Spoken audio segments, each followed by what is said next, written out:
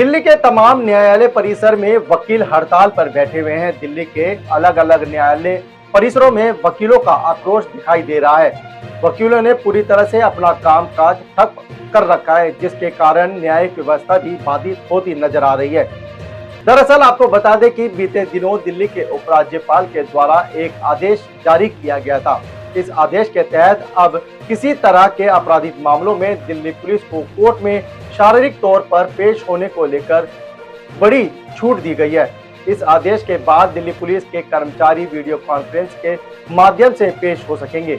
इसी मुद्दे को लेकर दिल्ली के विभिन्न न्यायालय परिसर में अपनी सेवा दे रहे अधिवक्ता का आक्रोश दिखाई दे रहा है। देखिए, 13 अगस्त को हमारी सरकार एक नोटिफिकेशन जारी करती है एलजी साहब की रजामंदी के साथ, जिसमें वो दिल्ली के सारे पुलिस स्टेशन को डेजिग्नेटेड प्लेसेस करार देती है। और वो ये कहते हैं कि हर पुलिस वाला अब पुलिस थाने से गवाही दे सकता है, जो कि एकदम ही फेयर ट्रायल के अगेंस्ट है, प्रिंसिपल ऑफ नेचुरल जस्टिस के अगेंस्ट है। इससे कभी जीवन में फेयर ट्रायल चल नहीं पाएगा।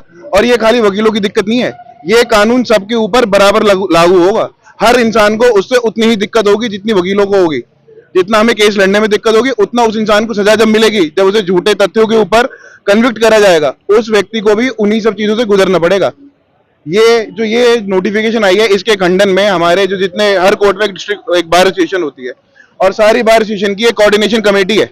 उस कोऑर्डिनेशन कमेटी ने सरकार को 48 घंटे दिए थे कि इसे विड्रॉ करा जाए। एक बार पहले भी ये नोटिफिकेशन आई थी और ये विड्रॉ कराई गई थी और हम वकीलों ने ही स्ट्राइक करी थी। अब स्ट्राइक के साथ प्रोटेस्ट हम सड़कों पे भी लेके आए हैं और इस चीज को हम आगे आक्रामक रूप देंगे इसको, क्योंकि जो नुकसान इससे हो रहा है, सरकार तो कागज पे लिख के बैठ गई, एक आम आदमी अपने दफ्तर जा रहा है, अपने घर बैठा है। हम आदमियों की, इंसानों की दिक्कत क्या है, जब तक हमारी चमड़ी पे फर्क नहीं पड़ता ना, जब तक आगे कोई हमें चोट नहीं लगाएगा, हमें दर्द नहीं होगा, तब तक हमें पता नहीं चलता कि इनके रिपरकशंस क्या है, कि हमें कितना इफेक्ट करेंगे। हम लोगों को कानून की ज्ञात है तो हमें मालूम है कि कागज पे लिखी इस चीज से कितना फर्क पड़ेगा। इस चीज को आप इस एग्जाम्पल से भी समझिए कि हम सारे के सारे जितने लोग यहाँ हैं, सब फर्स्ट जनरेशन लॉयर हैं। हम सबकी रोजी यहाँ से चलती है। हम यहाँ पे आएंगे, हम काम करेंगे, हम पैसा कमाएंगे तो हमारे घर में रोटी आएगी। अगर हम अपनी रोटी छोड़ के बैठे हैं तो इस बात की गंभीरता को ये दर्शाता है कि जरूरत हम सबकी है, लेकिन हमने अपने जमीर को अपनी जरूरत से ऊपर रखा है।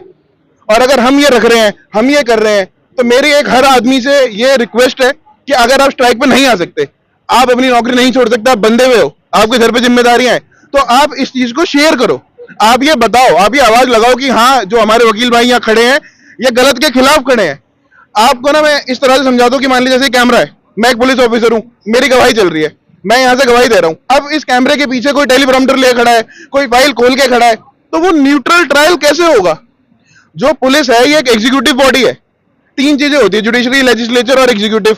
पुलिस वाले, पुलिस स्टेशन एक एग्जीक्यूटिव बॉडी है, वहां से गवाही कैसे हो जाएगी? आर्टिकल 50 जो एक डायरेक्टिव प्रिंसिपल है वो ये कहता है कि जुडिशरी और एग्जीक्यूटिव अलग अलग रहेंगे।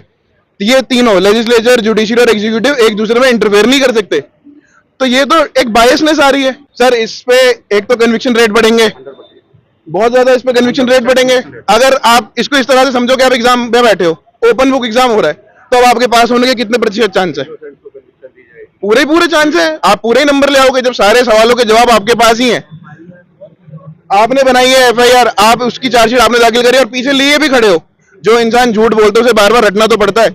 आर्ट ऑफ क्रॉस एग्जामिनेशन ही ये है कि जो इन्वेस्टिगेशन में कमियां हैं उनको बाहर निकाल के लाना। जो ये झूठा प्लेस ऑफ अरेस्ट दिखा देते हैं, जो ये प्लांटेड रिकवरी दिखा देते हैं, जो ये इंटरेस्टेड विटनेस दिखा देते हैं, जो इनकी कॉन्ट्रडिक्शंस आती हैं, ये सारी चीजें एक फेयर ट्रायल में कोर्ट में जज के आगे तो निकल के आएंगी, जज साहब के आगे। अगर ये सब कुछ घर बैठे ही हो जाएगा तो एक उसकी गवाही घर से करा दो, ये कोर्ट को ताला लगा दो, उसकी जरूरत क्या रह गई फिर? ये इससे ये फर्क पड़ेगा सर। और इस चीज के खिलाफ हम सब वकील आवाज उठा रहे हैं और आवाज उठाते रहेंगे। अगर ये लोग हमारी बात समझते हैं तो ठीक, वरना आगे जैसे जैसे हमारी आदरणीय कोऑर्डिनेशन कमेटी, हमारे बार एसोसिएशन जो डायरेक्शन देगी हम उसकी कंप्लायंस करेंगे। वो 1 दिन की स्ट्राइक करेंगी, 10 दिन की करेगी, महीने की करेंगी, तो हम वो भी करने को तैयार है। वकील एकता जिंदाबाद, वकील एकता जिंदाबाद। नमस्कार।